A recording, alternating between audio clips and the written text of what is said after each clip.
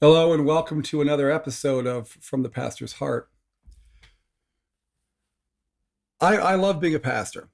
I love working in the church. I love the church. And people have asked me over the years, Dan, well, why do you love the church so much? What is it about it? Because is the church perfect? No, it's not. But there are some principles that take place in the church that don't happen anywhere else in life that had a profound impact on my life and has really helped me become, in some many ways, kind of the person that I am.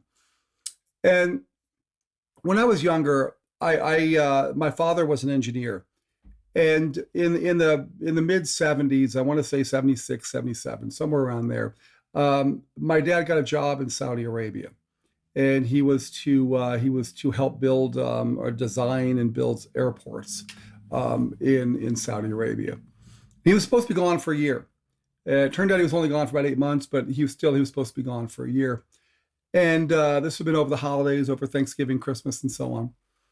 And even though my dad and I didn't have the greatest relationship, that I mean, he was still my dad, and boys need to have some sort of a male role model. I believe that. I believe that God set it up so that guys learn how to be guys from men.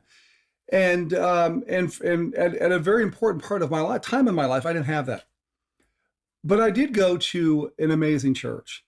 It was the Lakeside Wesleyan Church, and in fact, my dad helped to build it when they built their new property. The pastor's son there was a good friend of ours, and that people in the church knew that my dad was leaving, and there was one guy, there was one man. His name was Don Buckles, and he was the owner of Rocky Home Dairy. And if those are my friends from Santee, you know what I'm talking about, the milk guy that would come by and they would leave the bottle of milk on your front porch, and then you'd leave the old ones out. And anyway, the guy who owned that, Don Buckles, he went to our church, and he had children. They were older than me, significantly older, and he for some reason, I still to this day, I don't know why, whatever possessed him to do it, I don't know, but he took it upon himself to invest in the life of two little boys. My brother and I, we're twins. And he would, during that time that my dad was gone, he would come by and he would once a week, sometimes the two of us together, but most of the time it was just one at a time, that he would take us out. He'd take us out to, we would go to Rocky Home Dairy, right on the corner of, I think it was Magnolia and Mission Gorge. And we would I always got an A&W root beer. And we would sit down on the curb, and he just asked me about life. He'd want to know how things are going, at school. He'd ask me questions about the dog and so on. But I don't think there's anything really, earth shattering. I don't remember any great advice that he gave me that was going to, shape my life, and throughout my adulthood. What I remembered was, here was a man who had no reason to do so, who was not coerced. He didn't need to. He didn't really know me from, really all that well. All he knew was that he was a little boy who needed a man to step up, and he did. And I would think, if Don is still alive, if you were to ask Don Buckles who Dan Earhart is, he would probably have no idea, because I don't think that he had any inkling or any understanding of the impact that he had. And it wasn't in the things that he said. It wasn't in the great advice, as I said.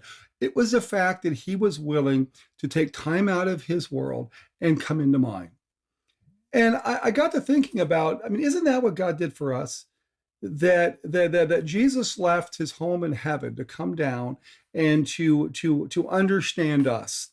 And in the book of Hebrews, it tells us that we have a high priest who understands us, who is tempted in all ways as we are, yet was without sin. That's our high priest, because he stepped into our world.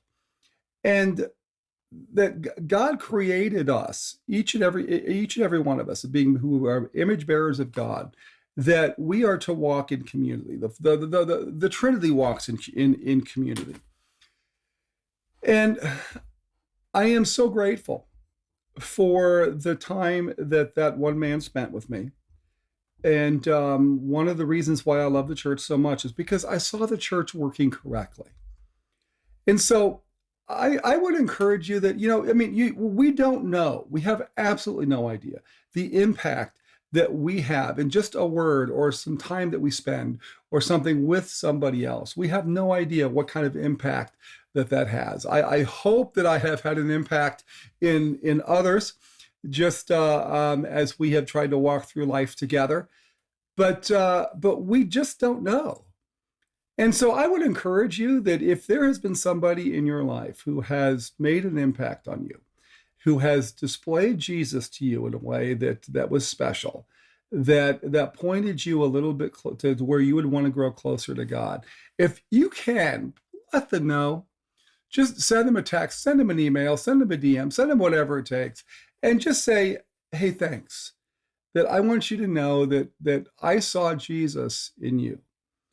And I think that would encourage people. And I would also want to encourage you that as you're walking through your life and as you're living this thing called life, that try to find those hurting people, the ones that nobody else sees, the little boy whose dad went away, and just come alongside and just be there, just be there.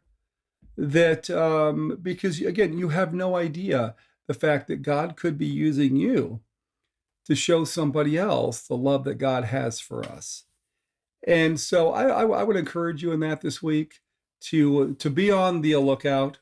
But again, most importantly, if you can, if at all possible, just let whoever whoever that person was who made an impact in you, if you could let them know. I know it would make their day, and I think it also help us to remember how much God really does love us.